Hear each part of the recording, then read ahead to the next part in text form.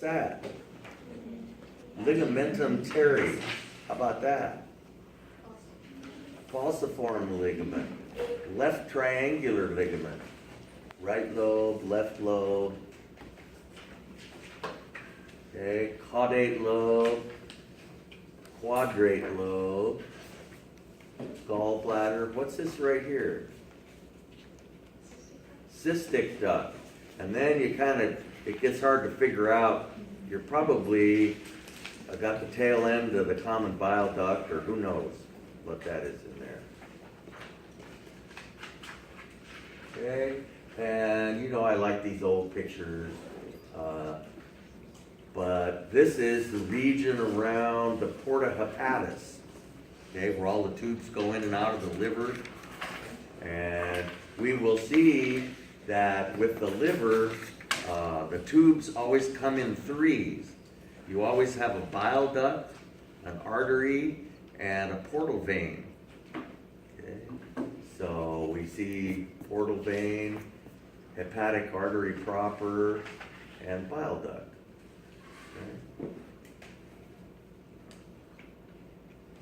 Here we've stripped all the tissue away so you can see all the important vessels inside the liver. And it's kind of confusing though, but we see the portal vein coming in the bottom and the hepatic veins going out the top. Okay, and the hepatic artery proper and bile ducts and all that kind of thing. And of course, can't talk about the liver without talking about some pathology. A hepatoma is a liver tumor. What are we looking at right there? Gallbladder. And here we're looking at hepatic portal vein. And left and right. The right kidney is lower than the left kidney because you got this large organ sort of forcing it down a little bit. And a whole bunch of blood vessels, very important ones. Liver lesions. Okay, so what does the liver do? The liver secretes bile. The liver is the organ that deals with any toxins that we might have ingested, and typically it biotransforms toxic substances into harmless ones. Okay, is the idea of the whole thing. We eat protein and break the protein down into amino acids, and the portal blood carries the amino acids to the liver, and the liver removes amino acids, converts them to plasma proteins, and of course we know the liver makes all these other important proteins like angiotensinogen and the clotting proteins and those types of things. The liver removes glucose from the blood and converts it to glycogen, which is our quick energy source. We have cellular debris coming from the spleen via the splenic vein, and so we have all these red blood cells go to the spleen to die, and chunks of dead red blood vessels come then to the liver, and we have macrophages that eat them. The liver synthesizes lipoproteins, which we will talk about as well. Okay, so the cells in the liver are called hepatocytes. Okay, and every single cell in the liver does the same thing. Every single cell in the liver is a little biochemical factory, and but there's no one part of the liver that does this and another part does something different. All the cells in the liver do the same thing, and these hepatocytes are amazing little biochemical factories. Okay, and so they're called hepatocytes. The functional unit of the liver is called a lobule, and it's a sort of a cylindrical element. Okay, and but it's not a round cylinder, really. It's hexagonal. It's a six-sided cylinder, and on every corner of the hexagons, we see a portal triad where we have the three vessels, okay? And so we have the portal vein, the artery, and the bile duct. Okay, so what happens is that the junky blood comes into the liver via the portal vein. Okay, and the portal veins open onto, so at every corner there's a portal vein. Okay, and radiating inward away from the corners of the hexagon are these little sinusoids. A sinusoid is just a large version of a capillary. Okay, they're abnormally large capillaries, and as this junky blood slowly travels down the length of the sinusoid, things get taken out of it and other things get put in, like amino acids get taken out, toxins get taken out, plasma proteins get put in. And so by the time that the blood gets to the central vessel, it's had all the bad stuff taken out and all the good stuff put in, and cholesterol's taken out, and the cholesterol is used to make bile.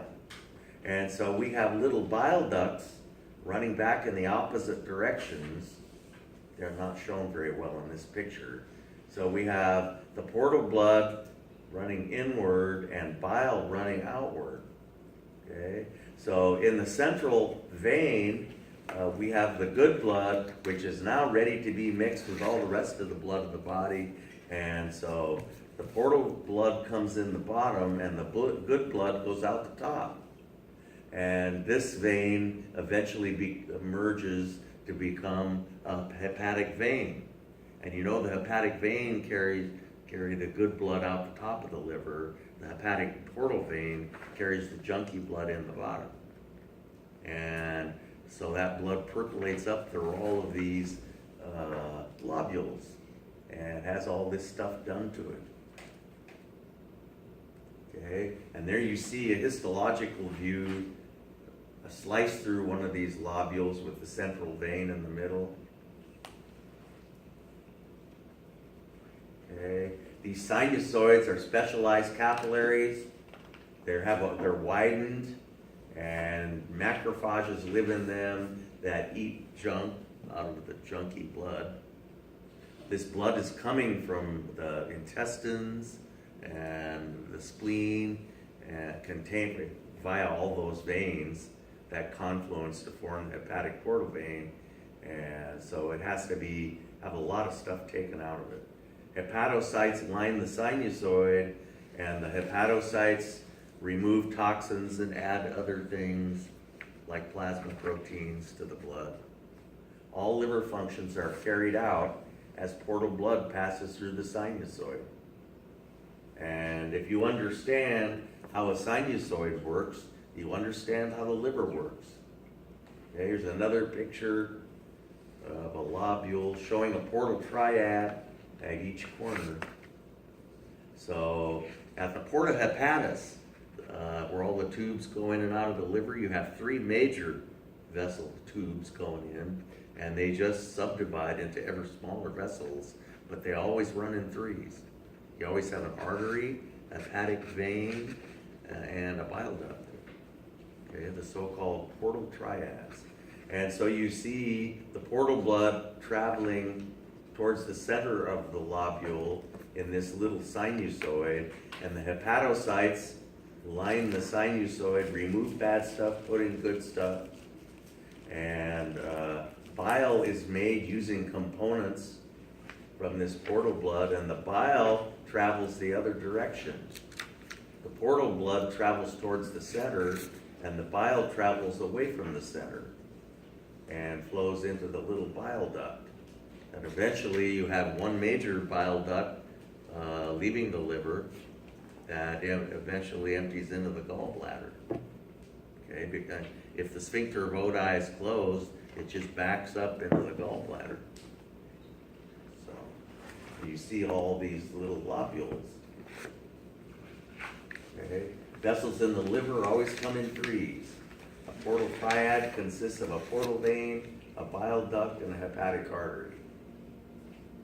Here's just another picture showing a portal triad. Here we mainly look at the artery and the portal vein, and blood running from the portal vein through the sinusoid, and hepatocytes line the sinusoid, and there's a macrophage just waiting to eat chunks of dead blood cells and things like that.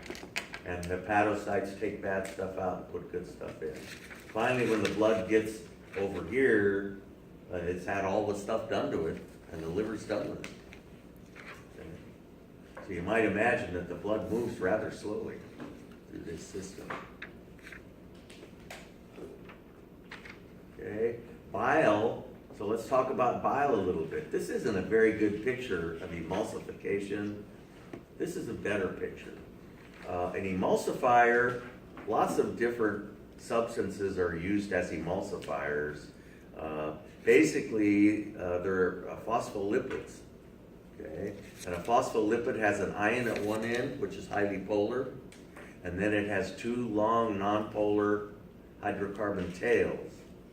And if you have a mixture of oil and water, they of course will never mix, like vinegar and oil. They'll never mix in a million years, shake them as you may, but if you added an emulsifier to them and shook them up once, you'd have a homogeneous mixture.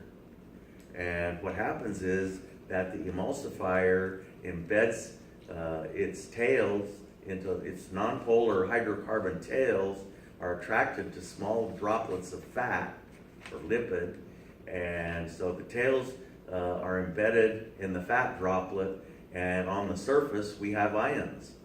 So basically, out here you have water, okay, and so the water is highly compatible with the ionic surface of the fat droplet, and that serves to suspend the fat droplet in the water, okay.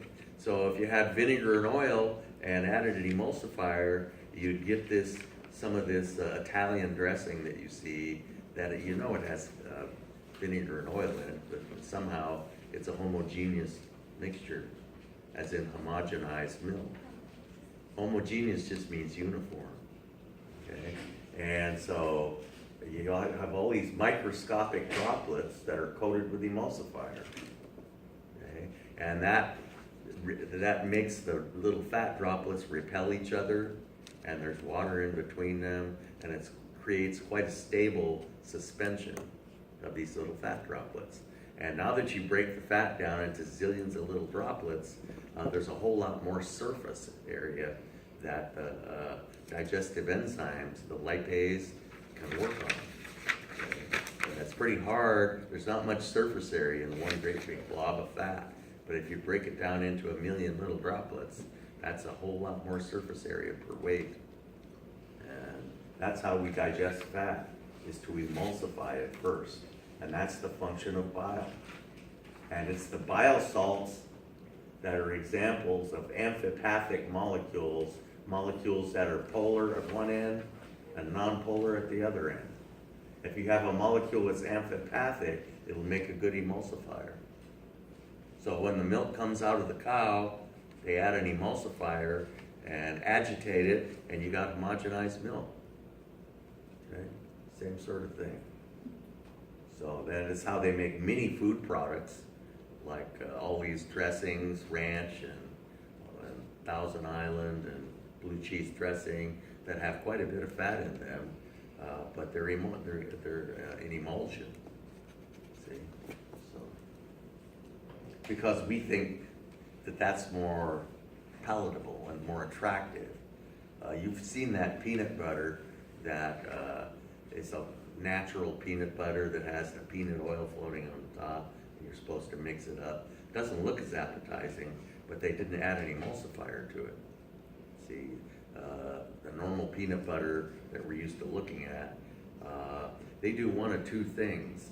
They can either take the natural peanut butter and add an emulsifier, or they can hydrogenate the fat and turn it into a saturated fat, and saturated fats are soft solids. saturated fats aren't nearly as good for you though. And it's better to take the natural peanut butter and add an emulsifier. So there's several different ways you could go, and if you read the label, you can sort of figure out what they did. Anytime you see partially hydrogenated blah blah on the label, they took something that might have been pretty good for you and turned it into something that was much worse. So, like Crisco's, good example. They took corn oil and hydrogenated it because we think that gooey consistency is a little more attractive. Okay. Evidently, we think that.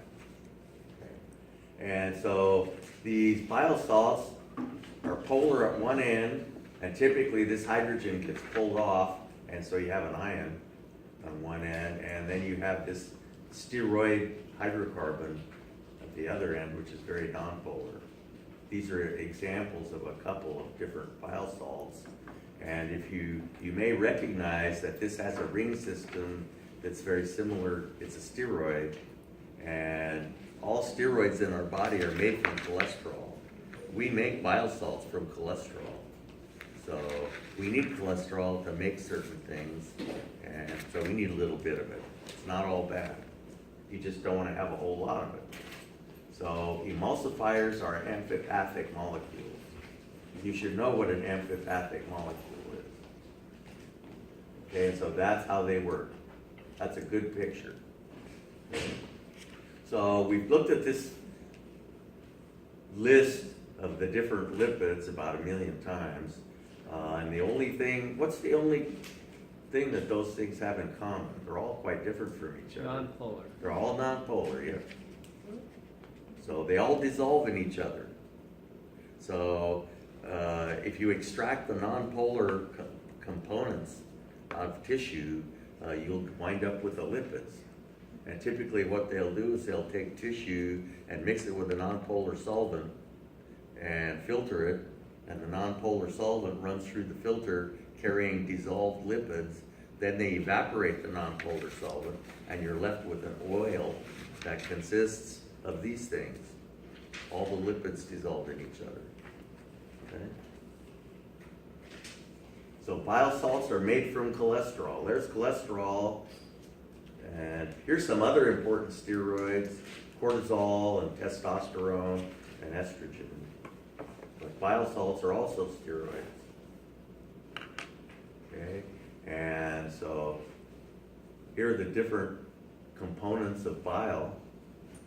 And bilirubin winds up, a lot of bilirubin winds up in bile. It's a breakdown product of hemoglobin, isn't it? And under normal circumstances, it's very nonpolar.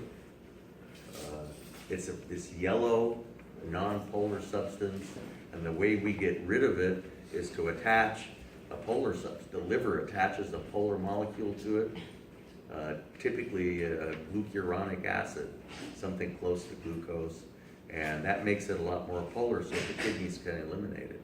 But we go through all kinds of gyrations trying to get rid of this bilirubin. Often premature babies are lacking the enzyme that the liver uses to hook that glucuronic acid onto the bilirubin, so the babies start turning yellow. They exhibit this condition that we call jaundice. They can't get rid of the bilirubin. If you irradiate bilirubin with blue light, it changes into a different configuration that's a lot more polar, so that your kidneys can get rid of it. A couple guys in the chemistry department of Berkeley discovered that, and it was a pretty cool discovery, because that's what they do now, is irradiate the babies with a light. I think they just irradiate them with ultra UV or something, and it has the proper wavelength of light that opens up this molecule and exposes all these polar groups that are hidden inside the bilirubin molecule. Can't you just use sunshine for that too? Pardon? Sunshine. Well, sunshine helps too, yeah. Sunshine contains the correct frequency. Does one work better Yeah. than the other? So I don't, but my guess is that if you could irradiate the baby with pure light of that optimal wavelength, it'd probably be the best. But any light is likely to contain some of that wavelength. So, okay. So there's a lot of cholesterol in bile, and if you have too much cholesterol in your bile and not enough emulsifiers, the cholesterol is nonpolar, and the emulsifiers help dissolve it. If you don't have enough emulsifiers to dissolve the cholesterol, well, then you're going to wind up making these, okay? These gallstones. If anyone wants to come up and look at them, they can if you haven't already. And the gallstones precipitate out of bile and get plugged up. They plug up various of the ducts that we've been talking about. They can cause huge problems. And that's the most common reason for removal of a gallbladder. So these are the different components of bile. And normally not that much cholesterol, but it's very non-soluble in water. So it doesn't take much for it to start precipitating out. Okay, and this is a picture we looked at before. Cystic duct, common hepatic duct, common bile duct. All good information for the lab midterm. Okay, so cystic duct right there, common bile duct, common hepatic duct. And you can see the portal triad right there. Various bile duct variations. Some people have 2 or 3 of them. Okay, gallstones, 90% cholesterol and 10% bilirubin. So they're rather soft. You can't do what they do with kidney stones. They're made out of calcium carbonate. You could shatter them with ultrasound and get rid of them that way. But these gallstones are too soft. You can't shatter them with ultrasound. They have to be surgically removed. Usually endoscopic surgery is used, where they just make a couple little holes, so stick in endoscopes. Okay, an X-ray of one. Of course, you can see the real thing right in my little jar. Okay, the bile ducts. So, take a guess on what hormone stimulates bile production. Cholecystokinin. Okay, along with stimulating a whole lot of other things.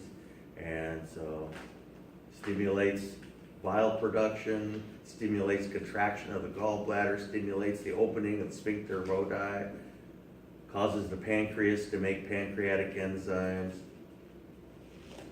And the more fat that's in our diet, the more cholecystokinin we secrete. What organ secretes cholecystokinin? Duodenum. Duodenum. Okay. So the liver plays a major role in lipoprotein metabolism. Lipoproteins are little packages that we use to carry lipids around in the blood. Lipids don't dissolve in blood because likes dissolve likes, and blood is polar and lipids are nonpolar. So we make little packages called lipoproteins, and they're made out of amphipathic molecules like phospholipids, with the polar layer on the outside and the nonpolar layer on the inside. And same principle as emulsion. And so, okay, these are the compositions of various lipoproteins. LDLs, which we've talked about, which are your doctor calls the bad cholesterol, are 45%. They're just loaded with cholesterol. But they have a function. The function of LDLs is to carry cholesterol to cells of our body that need it. Why would they need it? They need it to make steroids out of it. So if a cell needs to make steroids, it'll pull LDLs out of the blood, okay? And that's how it gets its cholesterol. If it doesn't get enough, we actually have enzymes in almost every cell of the body that we can make our own cholesterol. And so you've got to choose your parents wisely.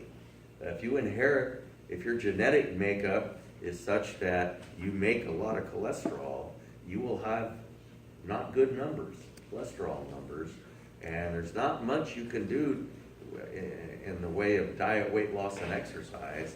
Diet, weight loss, and exercise, you can manipulate your cholesterol 15 or 20%. Okay, and it's your LDL levels that you really care about. And so if you're way over the line, that's not going to help you all that much. And that's where pharmaceutical intervention comes in. HDLs are what your doctor calls a good cholesterol. And the function of HDL is to carry excess cholesterol from the extremities back to the liver. It's thought that high-density lipoproteins, HDLs, it's thought that they actually reverse the plaquing out process, which is caused by low-density lipoproteins. Okay. Chylomicrons are the little packages we use to carry dietary fat from the bowel to the liver. Okay, and we'll talk about that. So these are very low density lipoproteins.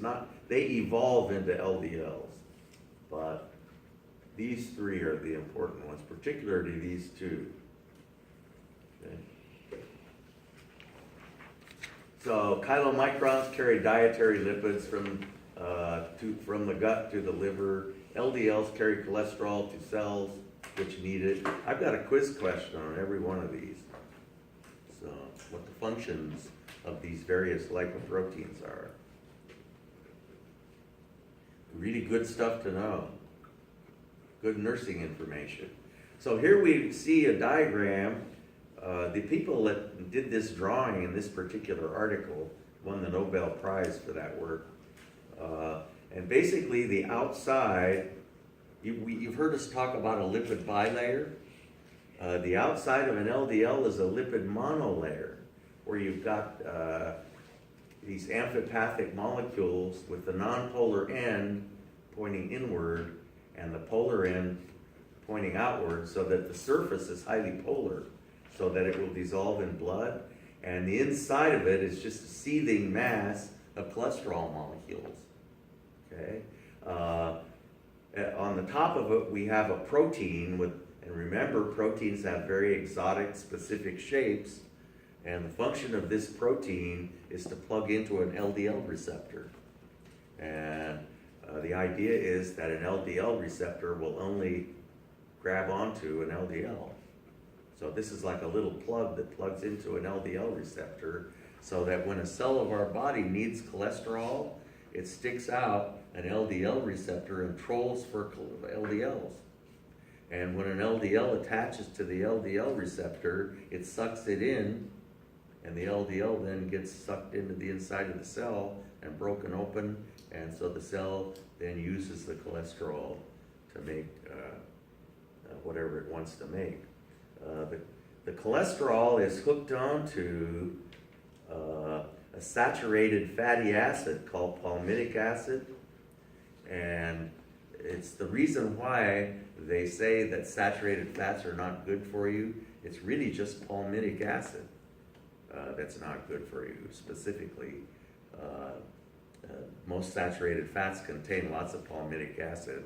It comes in palm oil and coconut oil and most saturated fats, animal fats. And so it's the reason why these Thai curries are so bad for you that I love so much, because they're made out of coconut oil, which is just loaded with palmitic acid. So your body needs palmitic acid in order to make LDLs. Okay. Low density lipoproteins transport cholesterols to cells which require it. Cholesterol is used by cells to synthesize important steroids. Okay. When a cell requires cholesterol, it extends an LDL receptor. And this has a beneficial effect because if your cells need a lot of cholesterol, then they pull a lot of LDLs out of the blood, and that lowers your LDL level. So anything you can do to encourage the expression of a lot of LDL receptors, so that they pull a lot of LDLs out of the blood, that's all good. Okay. So here's a picture of the inside of us. Here's a lipid bilayer, the cell membrane of some cell that needs cholesterol. So that cell sticks out an LDL receptor, and notice that the receptor has a fit into which that plug on the LDL fits perfectly. So that LDL plugs into the LDL receptor, and the LDL receptor is pulled into the inside of the cell by endocytosis, and the cell just sucks up LDLs that way. Okay? And that's a good thing. That has the effect of removing LDLs from the blood. There is a well-known disease called familial hypercholesterolemia, where people are lacking a gene. We have 2 copies of every gene. You got one from your mom and one from your dad. And if you're lacking 1 copy of an LDL receptor gene, okay, you only have half as many LDL receptors as you should, and you'll tend to have really high LDL levels in the blood.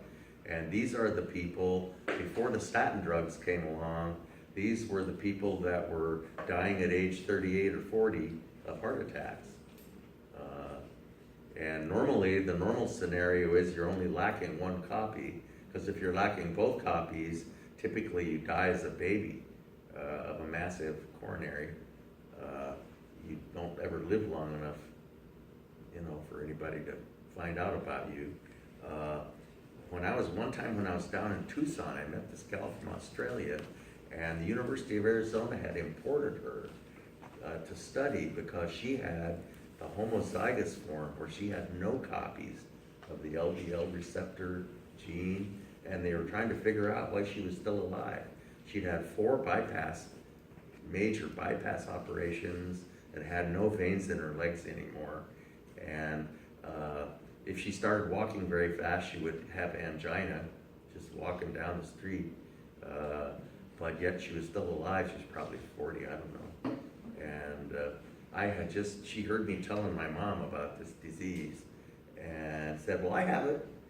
And it was very interesting meeting someone who had the most serious form of this disease, which normally nobody is alive to talk about it. So the form where you have no homozygous form is where you have no copies of the gene. So cholesterol is used to make steroids. Okay, bile salts are made from cholesterol. So anything you can do to make your liver make more bile salts will lower your LDL level, because the bile salt, cholesterol has to be gotten out of the blood. So, okay, and so the synthesis of increasing amount of bile salts lowers LDL levels. However, sadly, bile salts are recycled in the body.